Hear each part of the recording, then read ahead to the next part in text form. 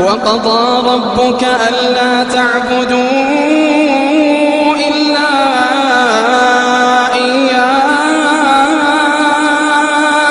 إلا إياه وبالوالدين إحسانا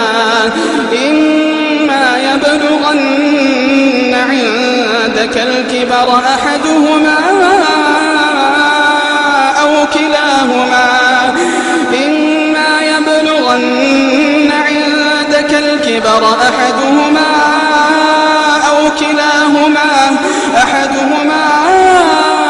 كلاهما